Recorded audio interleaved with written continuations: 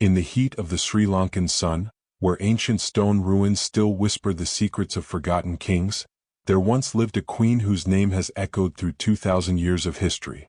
A queen whose story is wrapped in mystery, wrapped in fear, wrapped in forbidden power. Her name was Anula. And if the old chronicles are to be believed, she was a woman who poisoned 7 husbands in 4 years. But behind the legend lies a story far more complex. A story not just of poison and desire, but of politics, ambition, and a kingdom trembling on the edge of chaos. Listen closely, because this is not a tale of heroes and villains. This is a tale of survival. It begins in the ancient kingdom of Anuradhapura, where tall brick stupas rose toward the heavens and kings believed their power came from the gods.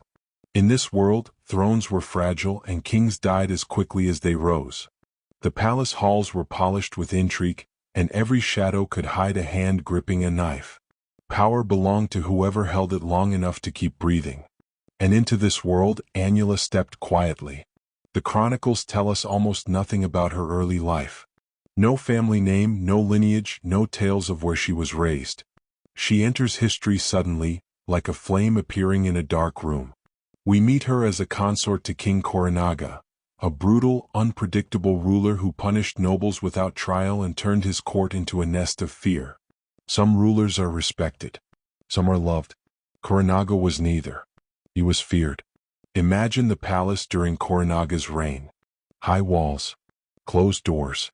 A king watching every man with suspicion. Advisors whispering behind their hands.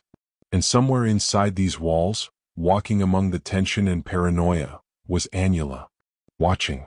Listening. Learning how dangerous the throne truly was. When Coranaga was finally murdered, perhaps by rebels, perhaps by his own guards, the kingdom breathed a sigh of relief. The throne passed to his stepson, a young man named Kuda Tissa.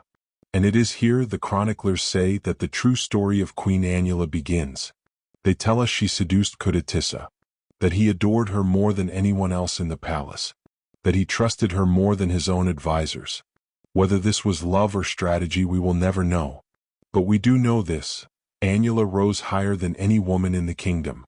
She sat beside the king, whispered in his ear, and became the silent power behind the throne. The royal court watched this with discomfort. A woman with influence was unusual. A woman whose influence seemed stronger than the king's? That was dangerous. But Anula was not satisfied with influence. Influence depends on someone else sitting on the throne.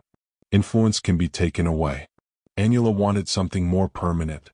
And so, the chronicles claim, she prepared a cup of poison. Late at night the king drank. And by morning he was dead.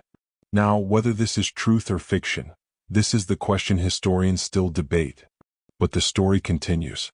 Because with Kuda Tissa dead, the kingdom expected a nobleman or princely claimant to take the throne. Instead, Anula chose someone unexpected. A palace guard. A man named Shiva. A man with no royal blood, no noble lineage. A man elevated to the throne because Anula wanted him there. Imagine the scandal. Imagine the outrage. A common guard wearing the crown of Anuradhapura, sitting on the lion throne, ruling a kingdom of thousands. And beside him stood Anula, queen in all but title. Shiva, the chroniclers tell us, was handsome, young, strong. But he was naive enough to believe that the crown belonged to him. That he was king not because Anula placed him there, but because he deserved it. It did not take long for him to make the wrong mistake. To speak the wrong word. To cross the queen. And once again the cup was prepared. Once again the king fell ill. And once again the palace mourned a sudden death. But only for a moment. Because Anula had already chosen the next man. This time it was another guard, Vatuka, a Tamil from the south. And once again the throne passed into Anula's hands through him. Her influence grew. Her confidence grew. And with every king she crowned, she learned more about ruling the kingdom. When Vatuka no longer served her purposes, he met the same fate as the last 2. Now the whispers in the palace corridors grew louder. Servants spoke of a royal apothecary hidden in a locked chamber. Of vials labeled with ancient names. Of herbs that could stop a heart within minutes. Whether these rumors were truth or imagination we cannot know, But in the minds of those who feared her, Anula was transforming. From queen into myth. Her next king was not even a guard. He was a wood carrier, a man named Darabhatika Tissa. Imagine a common laborer, someone who once chopped wood for the palace fires, suddenly wearing a crown and sitting beside the queen. Imagine the nobles grinding their teeth. Imagine the advisors swallowing their pride as they bowed before a man who only days earlier had bowed to them. And again, when his time was finished, Anula removed him.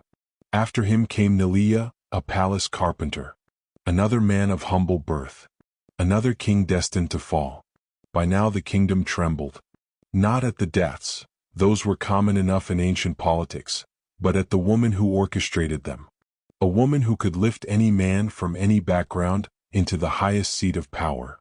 A woman who controlled the throne with a calm, steady hand. Some feared her. Some admired her. All obeyed her. Then came two more lovers unnamed by the chroniclers. Men she favored briefly before casting them aside. Men who, perhaps, believed they were chosen for love, not for usefulness. They too vanished from the story almost as quickly as they appeared. But something had changed. These last men were not crowned. They were simply companions. Symbols of a truth the entire kingdom now understood. Queen Anula no longer needed a king. And so one day she did what no woman before her in Sri Lanka had ever done.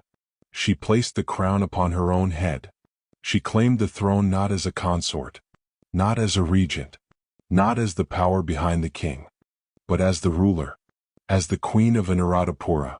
In that moment, the chronicles say, the kingdom held its breath. A woman on the throne was unthinkable. A woman ruling alone was a direct challenge to the social order, the religious order, the political order. But Queen Anula ruled anyway. For 4 years. 4 years in a kingdom where kings sometimes survived only months. What kind of ruler was she? The monks who wrote her story centuries later paint her as immoral, lustful, dangerous. A woman whose hunger for men was matched only by her hunger for power. But is that the real Anula? Or the version created by men who feared what she represented? Historians today suggest that Anula may have been far more capable, far more intelligent, and far more politically skilled than the old stories admit. To survive in a palace filled with assassins, to control the throne through 7 men, and then to rule independently for 4 years, this was no simple task. This required strategy. This required diplomacy. This required a mind sharper than any dagger. And yet all rulers, no matter how powerful, make enemies. One man had watched the turmoil from afar. Kudakana Tissa, a royal claimant living in exile, believed the throne was rightfully his. As Anula's reign stretched on, he gathered supporters. Warriors loyal to his bloodline. Nobles frustrated by the queen's rule. Monks who disapproved of a woman sitting on the throne. One night, word spread through Anuradhapura that an army was approaching. Torches flickered on the horizon. The drums of rebellion echoed through the fields. The nobles saw their chance. The palace guards hesitated. And the kingdom that had once obeyed Anula began to slip from her grasp. Kudakana Tissa marched into the capital. The people rose against the queen.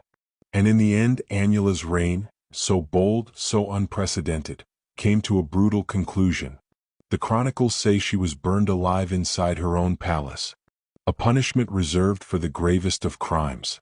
A punishment meant not just to end her life, but to erase her legacy. To make an example of her. To warn future generations that certain lines must never be crossed. But here is the truth the flames could not erase. Queen Anula was the first woman to rule Sri Lanka in her own right. She broke barriers no one thought could be broken. She reshaped the royal court. She demonstrated a level of influence unmatched by many kings before or after her. Was she a villain? A mastermind? A tragic figure? A victim of history written by men? Perhaps she was all of these at once. Today, the ruins of Anuradhapura stand silent. But if you walk among the ancient stones at dusk, when the sunlight turns the world gold, you may feel a presence in the air, a whisper of a story still alive. The story of a queen who refused to be forgotten. A queen who ruled through charm, through strategy, through fear, through courage. A queen whose life challenges us to look deeper into history, to question the stories we inherit, and to recognize that power in any era comes with a price.